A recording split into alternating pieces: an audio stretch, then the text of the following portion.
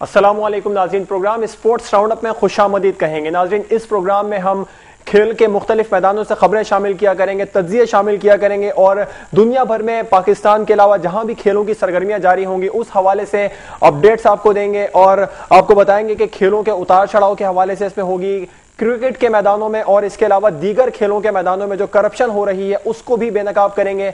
Programme का आगाज करते हैं खेल के मुख्तलिफ मैदानों से। इस प्रोग्राम में आज के प्रोग्राम में खबरें शामिल करेंगे। सबसे पहले बात करेंगे क्रिकेट की। पाकिस्तान और श्रीलंका के दरमियान क्रिकेट सीरीज जारी है। इस वक्त टेस्ट क्रिकेट सीरीज दूसरा टेस्ट मैच हुआ है कोलंबो में, जिसके तीसरे दिन के अख्ताम पर श्रीलंका ने 70 रन एक खिलाड़ी आउट पर अपना तीसरा दिन खत्म किया है और श्रीलंका की नजरें इस वक्त आसमान की जानिब हैं, या बारिश के लिए या दुआओं के लिए। पाकिस्तान ने पहली इनिंग में 551 रन शानदार खेल का मुजाहरा किया था, 6 विकेट पर डिक्लेयर किया था। इसी तमाम तर सूरत हाल पर बात करते हैं कि ये दूसरा टेस्ट मैच किस जानिब जाएगा, या ड्रॉ होगा या पाकिस्तान और श्रीलंका की जीत पर खत्म होगा। हमें ज्वाइन किया है इस वक्त टेस्ट क्रिकेटर कामरान अकमल ने, उनसे सवाल से बात करते हैं। कामरान अकमल साहब, प्रोग्राम में खुशामदीद कहेंगे। थैंक यू जी, अस्सलाम वालेकुम। कामरान अकमल, 70 रन श्रीलंका ने बनाए हैं और एक खिलाड़ी जो है वो आउट हुआ है श्रीलंका का, और जबकि अभी 481 रन बाकी हैं। इस 481 रन के दौरान आप क्या देख रहे हैं? क्या ऐसी हिकमत अमली होनी चाहिए कि पाकिस्तान श्रीलंका को 2 दफा आउट कर सके?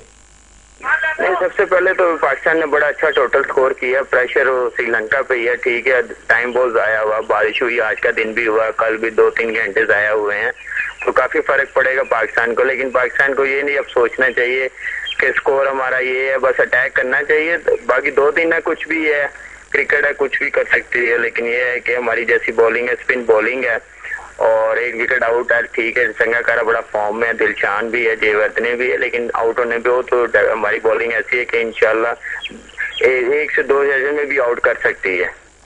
अच्छा कामरान, मिसबाउल हक को किस तरीके से बॉलर्स को यूज करना चाहिए? कल जब बॉलर्स मैदान में आए तो किस स्ट्रेटेजी के साथ आए?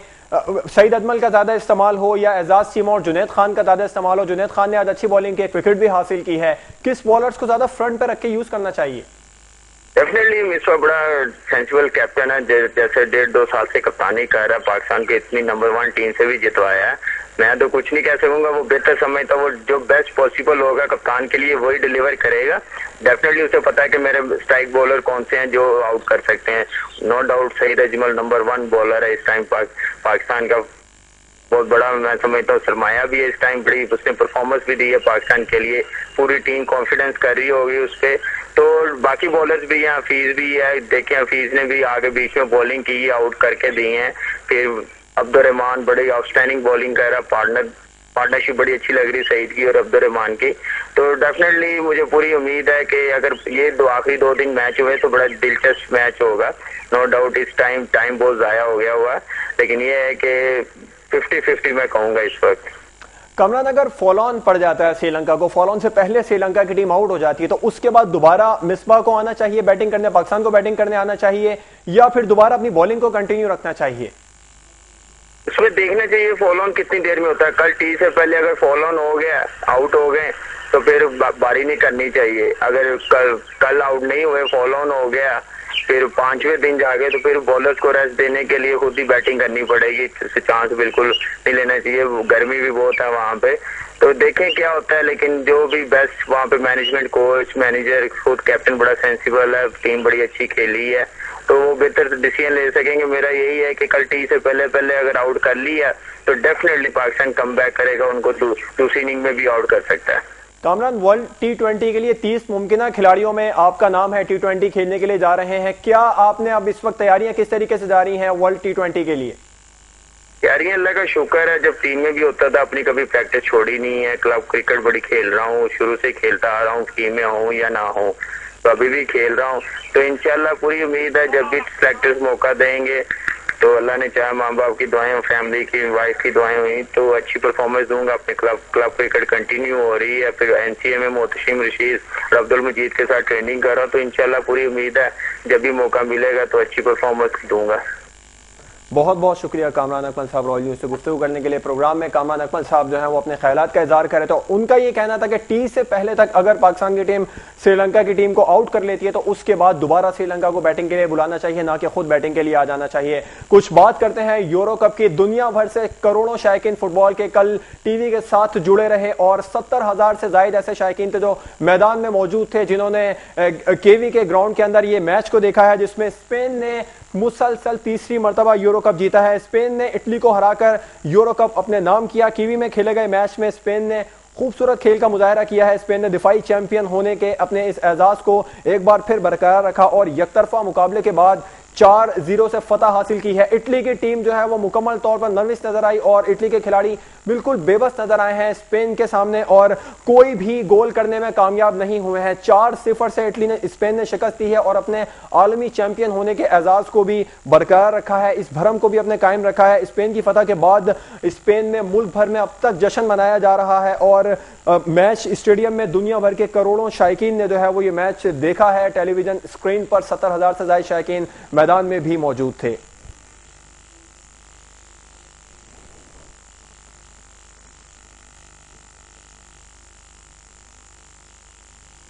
क्रिकेट करप्शन की बात करते हैं। आज से एक माह कबल होने वाले आईपीएल के मुकाबलों में भारत ने मुकम्मल तौर पर डिनाई किया कि भारतीय खिलाड़ी स्पॉट फिक्सिंग नहीं कर रहे हैं। इल्जामात भी सामने आए, लेकिन अब कुछ बातें ऐसी सामने आई कि भारत को अपने 5 खिलाड़ियों को बैन करना पड़ा इंटरनेशनल क्रिकेट के हवाले से भी। और उन 5 खिलाड़ियों में सुरेंद्र वो टॉप खिलाड़ी हैं जिनको सबसे ज्यादा बैन किया गया है और उन पर ताहयात पाबंदी लगाई गई है। एक नो बॉल उन्होंने कराई थी, जबकि भारतीय बोर्ड और भारतीय हुकूमत इस बात को भारतीय शायकीन भी मुकम्मल तौर पर मानने से इनकारी थे कि भारत में कभी स्पॉट फिक्सिंग हुई है।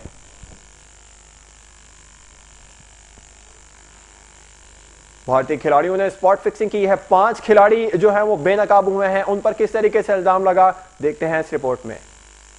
भारतीय बोर्ड ने 5 खिलाड़ियों पर पाबंदी लगा दी। भारत ने लाख इनकार किया, लेकिन चोर चोर ही होता है, चाहे जितनी मर्जी कोशिश करे बचने की, मिलाकर 5 खिलाड़ियों पर पाबंदी लगानी ही पड़ी। जो खिलाड़ी असरअंदाज हुए इनमें सरेंद्रा, मोनिश मिश्रा, अमित यादव, अभिनव श्रीवास्तव शामिल हैं। सरेंद्रा ने एक नो बॉल दी थी जिसकी पादाश में उन पर ताहयात पाबंदी लगाई गई। उसके अलावा वास्तव पर 5 साल, जबकि मोनिश मिश्रा, अमित यादव और अभिनव पर भी 1-1 साल की पाबंदी आयद की गई है। आईसीसी के इजलास के बाद ज़का अशरफ क्रिकेट के चेयरमैन पाकिस्तान क्रिकेट बोर्ड के, उन्होंने ये इंदिया दिया है कि बांग्लादेश पाकिस्तान आ रही है। बांग्लादेश क्रिकेट बोर्ड के चेयरमैन मुस्तफा कमाल से भी उनकी मुलाकात हुई है इस हवाले से और मुस्तफा कमाल ने उनको ये कहा है कि जैसे ही अदालत का स्टे खत्म होता है हम पाकिस्तान का दौरा करेंगे। बांग्लादेश क्रिकेट की टीम ने अब से 3 माह कबल पाकिस्तान आने का जो है वो वादा भी किया था और पाकिस्तान आने के लिए तमाम तर तैयारियां भी मुकम्मल कर ली गई थी। ऑफिशियली तौर पर भी आपको बताते चलें कि अनाउंस किया था बांग्लादेश ने, लेकिन बांग्लादेश हाई कोर्ट की जानिब से इसका जो है एक्शन लिया गया और बांग्लादेश को पाकिस्तान का दौरा करने से इनकार किया गया। हाई कोर्ट ने बैन लगाया कि बांग्लादेश की टीम पाकिस्तान नहीं आएगी सिक्योरिटी खदशात की वजह से, जो कि पाकिस्तान में एक बहुत बड़ा सवालिया निशान बने नजर आ रहे हैं। जबकि दूसरी जानिब पाकिस्तान क्रिकेट बोर्ड के चेयरमैन ज़का अशरफ इस मामले में बड़े एक्टिव नजर आ रहे हैं। उन्होंने 12 तमाम क्रिकेट बोर्ड के चेयरमैन से मीटिंग की है इस तमाम तर सूरत हाल में पाकिस्तान में इंटरनेशनल क्रिकेट की वापसी के लिए।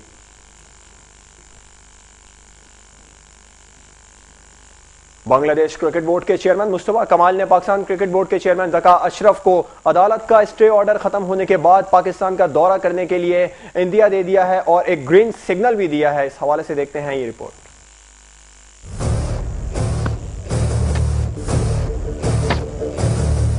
बांग्लादेश हुक्म इम्तनाही खत्म होने पर पाकिस्तान आने को तैयार। पाकिस्तान क्रिकेट बोर्ड के चेयरमैन ज़का अशरफ ने कहा है कि मोहम्मद हफीज कप्तानी के हवाले से बेहतरीन है, उनमें कोई कमी नहीं है।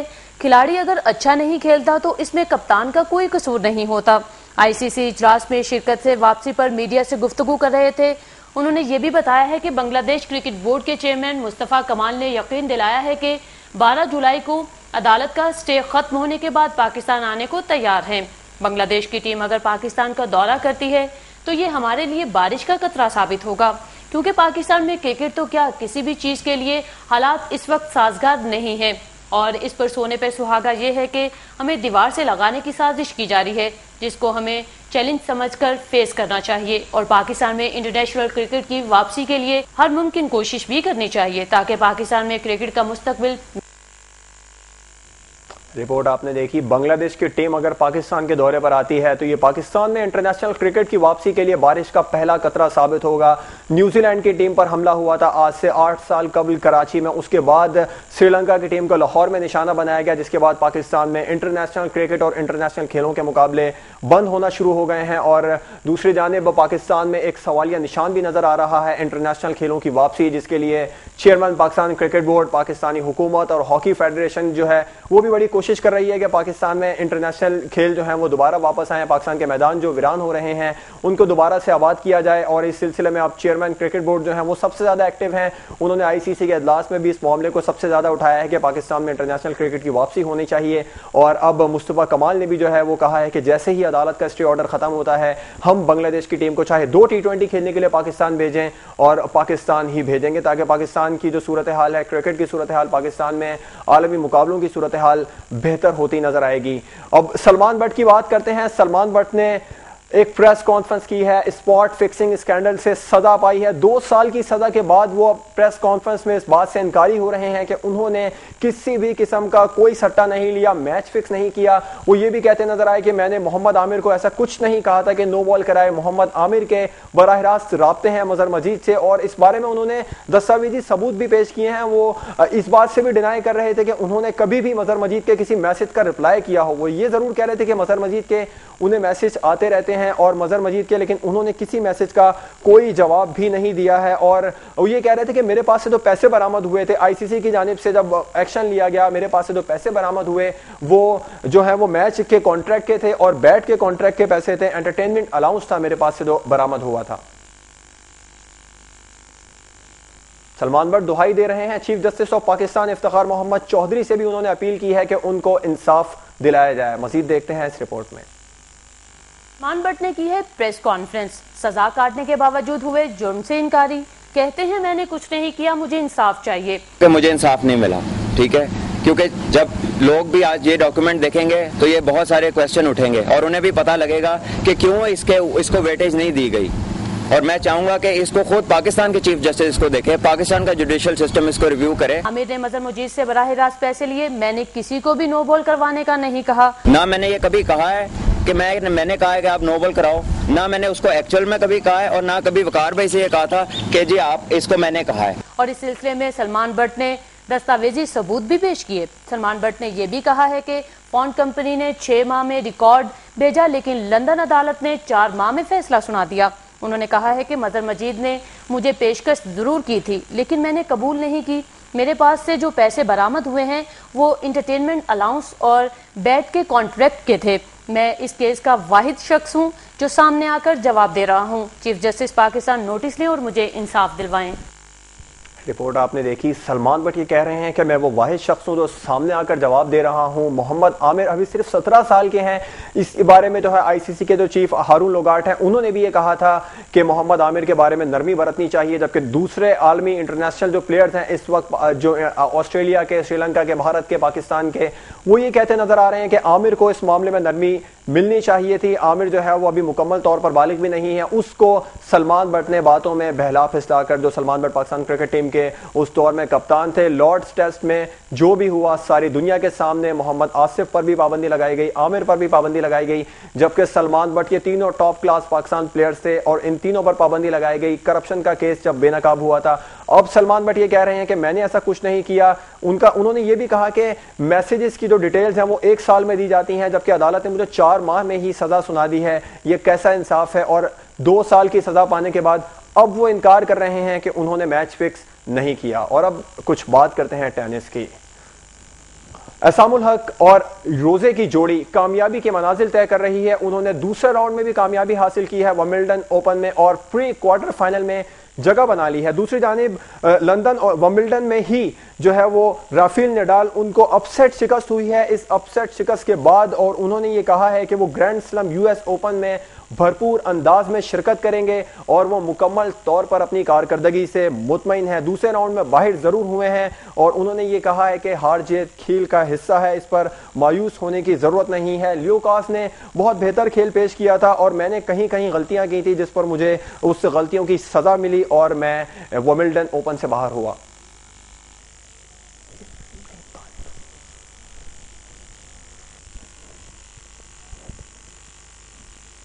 विंबलडन ओपन में एसाम और रोजे की जोड़ी प्री क्वार्टर फाइनल में पहुंच गई है। दूसरी जानिब राफेल नडाल को अपसेट शिकस्त हुई है।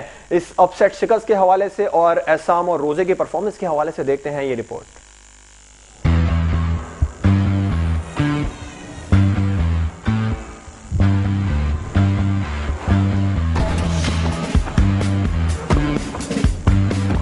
लंदन ओलंपिक्स में तलाई तमगा जीतना असल हदफ है। राफेल नडाल को विंबलडन में अपसेट शिकस्त के बावजूद इस साल अपनी कारकर्दगी और परफॉर्मेंस से मुतमईन और साल के आखिरी ग्रैंड स्लम यूएस ओपन में भरपूर अंदाज में शिरकत भी करेंगे। राफेल नडाल विंबलडन ओपन की तारीख में तीसरी बार दूसरे राउंड से बाहर हुए हैं। अपने एक बयान में उन्होंने कहा कि हार जीत खेल का हिस्सा है, इस पर मायूस होने की जरूरत नहीं। ल्योकाज ने मुझसे बेहतर खेल पेश किया, वो जीत के हकदार थे। गुज़िश्ता 4 माह के दौरान करियर बेस्ट थे, ताहम मैच में गलतियां हुई जिसका हरीफ ने फायदा उठाया।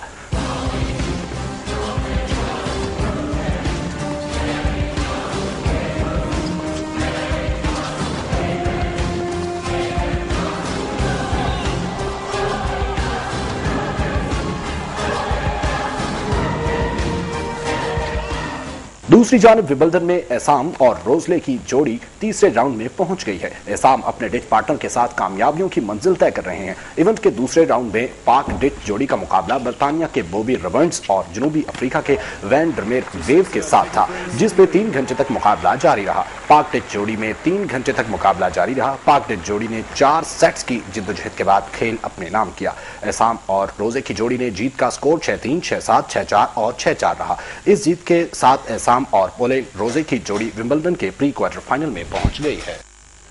सितंबर में होने जा रहा है वर्ल्ड T20 चैंपियनशिप, जिसका बड़ी शिद्दत के साथ इंतजार है। कहा जाता है कि पाकिस्तान और भारत में सबसे ज्यादा मजबूत इंफ्रास्ट्रक्चर है वर्ल्ड T20 का। ऑस्ट्रेलिया में भी इस हवाले से काम जारी है, जबकि इसका आगाज ऑस्ट्रेलिया ने ही किया था, लेकिन पाकिस्तान और भारत में 16 ओवर 20 ओवर के क्रिकेट बहुत ज्यादा खेली जाती है। पाकिस्तान और भारत में 16 और 20 ओवर के क्रिकेट, और इस जो T20 चैंपियनशिप है इसके लिए कामरान अकमल, इमरान नजीर और अब्दुल रज़ाक के नाम सामने आ रहे हैं कि ये भी इस वर्ल्ड T20 चैंपियनशिप में शिरकत के लिए जाएंगे। इमरान नजीर के हवाले से खासतौर पर शायकीन में बड़ा जोश खरोश पाया जा रहा है, चूंकि वो T20 फॉर्मेट के लिए एक बेहतरीन खिलाड़ी हैं। मजीद देखते हैं इस रिपोर्ट में। वर्ल्ड T20 मुमकिना 30 खिलाड़ियों की फहरिस्त तैयार, कामरान अकमल शामिल। 30 मुमकिना खिलाड़ियों में अब्दुल रज़ाक, वहाब रियाज और इमरान नजीर भी शामिल कर लिए गए हैं। इस वक्त T20 का जो मौजूदा 20 खिलाड़ियों का स्क्वाड है, इसमें 16 खिलाड़ी भी 30 मुमकिना खिलाड़ियों में शामिल हैं। अपनी मंजूरी चेयरमैन ज़का अशरफ देंगे। 30 मुमकिना खिलाड़ियों की फहरिस्त 20 जुलाई तक ICC को जमा कराई जाए। पाकिस्तान ऑस्ट्रेलिया के दरमियान T20 सीरीज भी होने जा रही है, जो कि वर्ल्ड T20 के लिए बहुत कारआमद साबित होगी। 3 T20 मैचेस खेले। रिपोर्ट आपने देखी। उम्मीद कर रहे हैं कि खिलाड़ी कोई भी इस T20 चैंपियनशिप में जाए, फतह पाकिस्तान का हकदार बने और एक बार फिर 2009 की तरह पाकिस्तान में उसी तरीके से जश्न मनाया जाए जब Yunus Khan T20 world cup लेकर आए थे, और इस बार भी बड़ी उम्मीद की जा रही है। दूसरी जानिब कल हम जब आएंगे अपने प्रोग्राम के साथ तो आपको बताएंगे कौमी शतरंज चैंपियनशिप का आगाज हुआ है। 80 खिलाड़ी इस शतरंज चैंपियनशिप में शिरकत कर रहे हैं। जो इस 80 खिलाड़ियों में कौन फातेह होगा और कौन नहीं, जो भी फातेह होगा 5-5 टॉप खिलाड़ी मर्द और खवातीन के तुर्की में होने वाले ओलंपियाड जो है टूर्नामेंट होगा उसमें शिरकत करेंगे। कौमी शतरंज के हवाले से कल एक स्पेशल रिपोर्ट भी शामिल करेंगे और इस हवाले से ताज़ा तरीन अपडेट्स भी आपको देंगे। प्रोग्राम स्पोर्ट्स राउंड अप में आज तक के लिए इतना ही। इजाज़त दीजिए। अल्लाह हाफिज़।